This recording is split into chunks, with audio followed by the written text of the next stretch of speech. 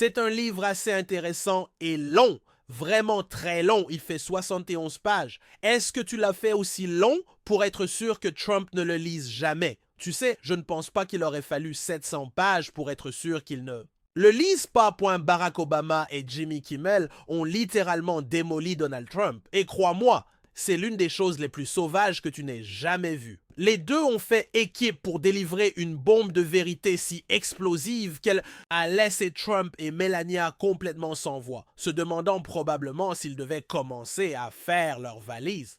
Ce n'était pas simplement une autre critique ou une pique nocturne, c'était une véritable exposition de l'hypocrisie, de l'ego et des décisions douteuses qui ont frappé Trump là où ça fait mal, dans sa fierté. Attachez-vous, car c'est le genre de drame politique auquel on ne peut pas détourner les yeux. Le dispositif était simple mais dévastateur. Jimmy Kimmel, connu pour son esprit aiguisé et son humour sans relâche, a invité Barack Obama sur son émission pour ce qui semblait être une conversation décontractée. Mais ce qui s'est déroulé n'était en rien une conversation décontractée. Obama, avec son calme habituel, s'est associé à Kimmel pour déconstruire l'image soigneusement construite de Trump. Ils n'ont pas seulement critiqué ses échecs politiques ou ses scandales, mais sont allés directement à l'attaque, exposant l'absurdité du comportement de Trump, tant en fonction qu'en dehors, de son obsession pour les audiences télévisées à son besoin constant de validation. Aucun aspect n'a été épargné. Ce qui rendait ce moment encore plus brutal, c'était la manière dont Obama et Kimmel ont travaillé ensemble sans effort. Obama a apporté sa gravité, soulignant le contraste frappant entre sa propre présidence et la gestion chaotique de Trump. Il a souligné comment les décisions de Trump privilégiaient souvent le spectacle sur le fond, laissant le pays dans une situation pire. Pendant ce temps, Kimmel a ajouté sa touche comique, transformant les moments les plus infâmes de Trump en répliques percutantes qui ont frappé juste. Ensemble, ils ont créé un duo si efficace que Trump n'avait aucune chance de s'en sortir indemne. Les conséquences ont été immédiates et prévisibles. Selon des rapports, Trump a regardé le segment dans l'incrédulité, marmonnant apparemment sous son souffle et faisant les 100 pas autour de Mar-a-Lago. Des sources proches de lui affirment qu'il a passé des heures à fulminer contre l'injustice de la situation, accusant Obama et Kimmel de conspirer contre lui. Melania, de son côté, aurait été exceptionnellement silencieuse, réalisant peut-être à quel point ils étaient dans une situation difficile lorsque deux des figures les plus respectées du divertissement et de la politique se sont attaqués à eux avec une telle force. C'était un rare moment où Trump semblait complètement sans défense. Mais voici la cerise sur le gâteau. La vérité fait mal, surtout quand elle est délivrée avec autant de clarté et d'humour. Obama et Kimmel n'ont pas compté sur des showing, exagérations ou des accusations sans fondement. Ils sont restés sur les faits, utilisant les propres mots et actions de Trump contre lui. Que ce soit en se moquant de son fameux tweet sur les poignets ou en soulignant le manque de transparence de son administration, chaque pic était ancré dans la réalité. Et c'est ce qui en a fait un moment aussi marquant. Lorsqu'on retire l'arrogance et les fanfaronnades, il reste un homme qui peine à assumer même les formes les plus légères de responsabilité. Pour les spectateurs, ce n'était pas juste un divertissement, c'était un moment culturel.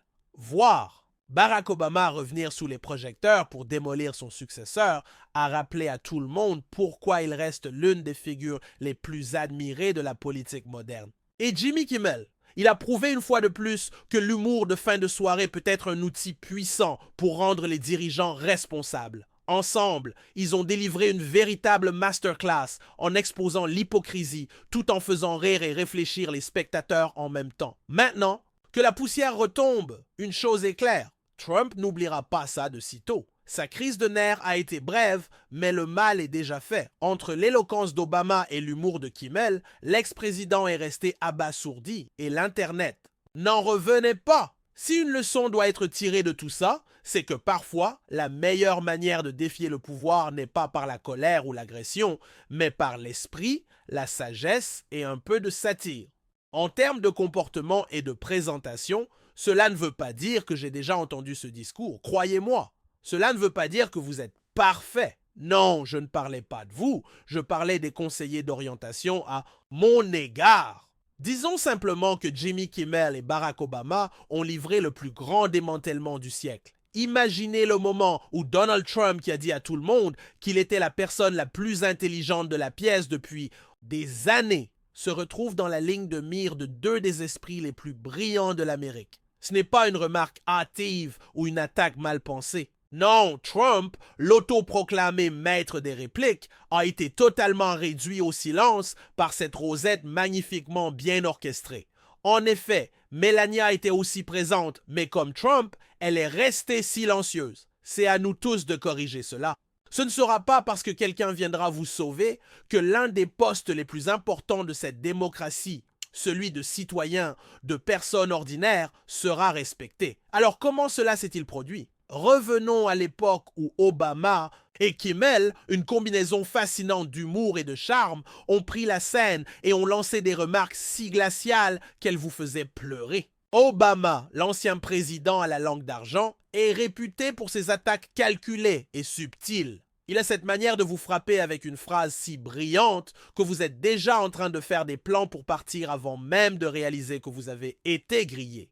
Kimmel, le maître de l'humour de fin de soirée, est habitué à critiquer Trump de la manière la plus inattendue et hilarante. Ensemble, ils ressemblent à un match de lutte entre deux poids lourds, mais au lieu de coups physiques, ce sont des coups verbaux bien placés. Maxi, je tiens à féliciter Max. Max, viens ici. Ses bras sont très forts quand je les touche. Je suis habitué à serrer la main des politiciens et à toucher leurs bras. C'est comme de la gelée. Mais là, c'est comme de l'acier.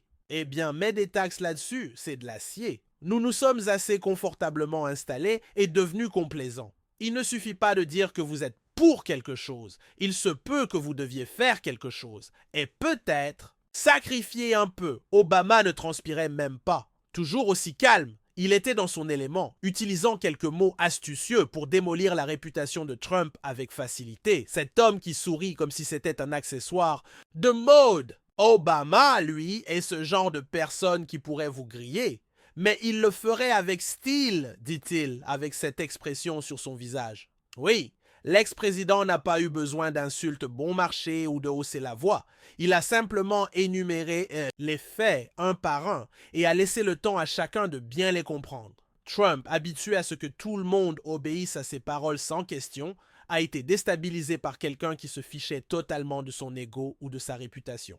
Obama a refusé de l'accepter. Certaines personnes diraient « Eh bien, Donald Trump m'a envoyé un chèque pendant la pandémie. » Non, non, vous savez bien, car j'ai entendu cela, parce que certains d'entre vous ont entendu ça. Laissez-moi clarifier. C'est Joe Biden qui vous a envoyé un chèque pendant la pandémie, tout comme moi, j'ai donné une aide pendant la grande récession. Le truc, c'est qu'on n'a pas mis nos noms dessus, parce que ce n'était pas pour nourrir nos égos. Ce n'était pas pour faire avancer notre politique, c'était pour aider les gens. Voilà la différence. Ne leur donnez pas ce crédit. Si cela vous amuse, abonnez-vous. Avec son sens de l'humour caractéristique, Kimmel est monté sur scène prêt à balancer des bombes. Jimmy Kimmel décortique sa cible une phrase à la fois, transformant sa blague en un véritable show comique. Naturellement, Trump aime se vanter de sa capacité à conclure des affaires. Qui ne croirait pas un homme qui a construit un empire basé sur, eh bien, son nom de famille? Kimmel, l'homme qui se dit génie des affaires, est le plus grand gagnant de l'histoire des gagnants. Vous savez, beaucoup de fans se demandent pourquoi l'organisation des Dodgers ou les joueurs des Dodgers auraient quoi que ce soit à voir avec Trump. Eh bien, vous devez vous rappeler qu'il y a eu un grand incendie ici au début de l'année et Donald Trump est celui qui, 5 jours après que les feux se soient éteints, a ouvert une vanne imaginaire et a envoyé des millions de gallons d'eau à des centaines de kilomètres d'ici. Donc on lui doit ça. On lui doit au moins cela.